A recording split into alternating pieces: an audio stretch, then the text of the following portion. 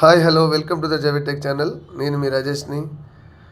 నా వీడియో చూడబోయే ముందు నా ఛానల్ను సబ్స్క్రైబ్ చేయండి, షేర్ చేయండి, లైక్ చేయండి.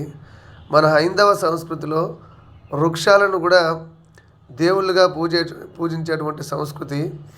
అలాంటప్పుడు రావి చెట్టును శ్రీ మహావిష్ణుగా, వేప చెట్టును లక్ష్మీమాతగా మన శాస్త్రాల్లో పూజిస్తారని చెప్పడం జరిగింది. కాబట్టి ఏ గుడికి వెళ్ళినా కూడా అక్కడ రావి చెట్టు, వేప చెట్టు రెండు జంట వృక్షాలు ఉంటాయి. ఎందుకంటే వీటికి పూజ చేయడం ద్వారా దంపతుల యొక్క దాంపత్య జీవితం బాగుండడంతో పాటు గ్రహదోషాలు, ముఖ్యంగా కుజ శని గ్రహ దోషాలు కూడా పోతాయని శాస్త్రాలు చెప్తున్నాయి. అదేవిధంగా శ్రీకృష్ణ పరమాత్మను కూడా చివరి గడియల్లో ఇక్కడే విశ్రమించడం జరిగింది.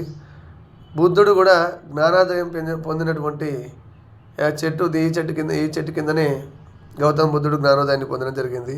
అలాంటి వేప చెట్లు ఇప్పుడు మనకు రుగ్మతలను పోగొట్టడానికి ఎన్నో ఔషధ గుణాలు ఉన్నటువంటి వేప చెట్లు అవి కూడా రుగ్మతల పాలైపోయి ఆకులు ఎండిపోయి అవి నశించిపోతున్నాయి గ్రామీణ ప్రాంతాలలో నేడు. కాబట్టి కాలుష్యాన్ని తగ్గించుకొని మనం మన వృక్షాలను రక్షించుకునేటువంటి పాత్రను మనం తప్పకుండా పోషించాలి. Thank you.